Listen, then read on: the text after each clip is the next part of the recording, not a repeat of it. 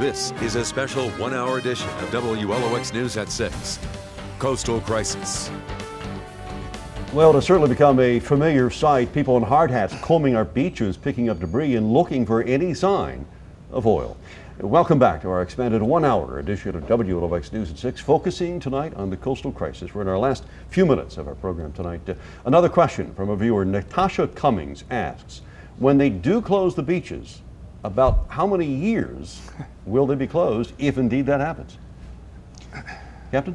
Well, our strategy is clearly not to let the oil get to the beach, but I appreciate the question. What happens if oil does pass our defenses and get to the beach? Our commitment is to clean up this oil as quickly as possible. Just the dynamics of oil spill are that the quicker you respond and clean it up off a sandy beach, the better you are. So if there are beach closings, we'll coordinate that with the local leadership, our civic leaders, and our public health folks.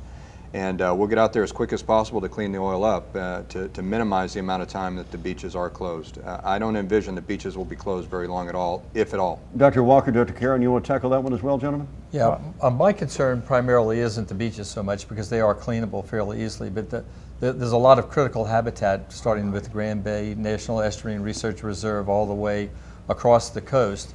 But we are mobilizing. I mean, the federal government and the state agencies, the Department of Marine Resources in Mississippi, Department of Environmental Quality, federal agencies like the National Oceanic and Atmospheric Administration are mobilizing all of the researchers, not only in the Gulf region, but the rest of the United States to be worried about this issue and to try to look into, what would be the impact if oil got past barriers and got into these marsh areas, the things that we know of as this critical habitat. So this is important to all of us. I mean, we all live here, and we study and love these habitats. So I think we're going to be hitting it pretty hard from now until this is over.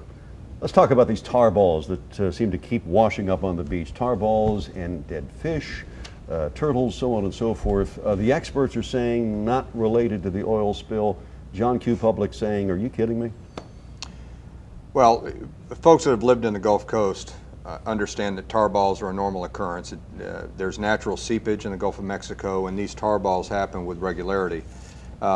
We have cleaned up a lot of tar balls. I think our count yesterday was 500 tar balls ranging from Mississippi all the way to the panhandle of Florida. We've sent those out for analyses, and to this point we haven't been able to connect any of them to the Deepwater Horizon spill. The analysis may ultimately come back and say some of them could have, but most of the ones that we're picking up right now seem extremely weathered, and just rationally looking at them, you would say, well, it's probably not likely. And I think there's an important point to make here about the tar balls. We expect if any tar balls come ashore from the Deepwater Horizon, they will be of very low toxicity because of the time that the oil has to travel and the amount of weathering that naturally takes place with this kind of crude oil. Jeff, I'd like to add, one of the, our strategy is not to respond, but not to disseminate what we respond to. And so any tar ball that is reported, we send our crew out there, we clean it up. So I wouldn't want the general public to think that we're actually disseminating on what we clean up. We're going after everything, cleaning it up, and we'll worry about identification later. And Jeff, Dr. Moby Solangi, I was in touch with his office today.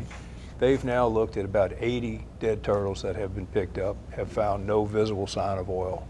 They've actually done, I think it's called an necropsy or an autopsy.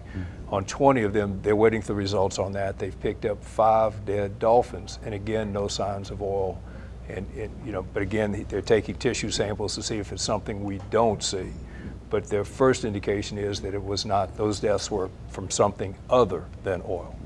Only about 3.5 minutes left of the program. Another question about why this tragedy happened. We'll ask our BP representative again, Keith Sayon, to tackle that question. Here it is. Why did they not spend enough money to have the correct valve on the bottom that worked? That'd be my concern. All the money they're making and they're cutting corners like this.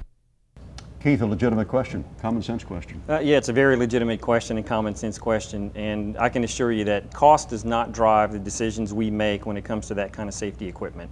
So what happened here, we don't know, but definitely it was a fatal problem, not only for the rig, but for the 11 of the individuals on there. We're going to do everything we can to understand what caused it, and I can guarantee you BP is going to do everything they can to understand how to prevent it from happening, not only for us, but for the entire industry. This question from Wayne Watkins here on the coast. Why has Governor Barber been awfully quiet, he says, and missing in action, if you will? Why Louisiana Governor Jindal was the only Gulf Coast governor raising holy hell about what's been going on here. Dr. Walker, you work for Governor Barber. Is he downplaying this? No, Jeff, he's not downplaying it at all. Governor Jindal has oil on his beaches and in his marshes. It's appropriate for him to be more out front about the problems and the difficulties going on in Louisiana. Governor Barber has said from the very start that we have a plan. It's a multi-stage plan to fight the oil when it gets to us, beyond our barrier islands, at our barrier islands, within the Mississippi Sound, out at the mouths of our bays and bayous, and within those bays and bayous if the oil gets there. We're trying to be, Governor Barber is trying to be realistic. There's no oil to fight right now, so there's no reason to bring in 6,000 National Guard people that have nothing to do right now. Those people are available when the time is right. They'll be brought in. All right, Dr. Walker, before we end, we only about 2 minutes now. I want to get this question. It's from a 12-year-old boy that we found out there fishing today. His question is one that really everybody on the coast has. How quick are they going to fix it? Well, I nothing like a young person to cut right to the chase. And I can assure you that everybody is working as hard as we can to fix it as quickly as we possibly can. Just like we did after Katrina, we have a plan in place. We'll mobilize that plan as soon as the time is right, and I think we'll get this cleaned up very quickly. Well, thank you all, gentlemen, for joining us. Our hour has come to an end. We immensely thank you, our viewers, as well. Hopefully this has been informative to you.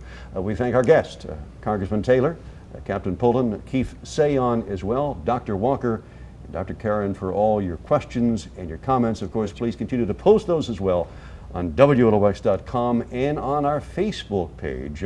We look to you for your thoughts each day as we continue to cover the coastal crisis. Again, it's been 35 days since all this happened. We're here with you as well. And again, gracious of all these people to come and talk to us about what's been going on here in South Mississippi. Thanks for joining us. We're back again tonight on WLOX News at 10.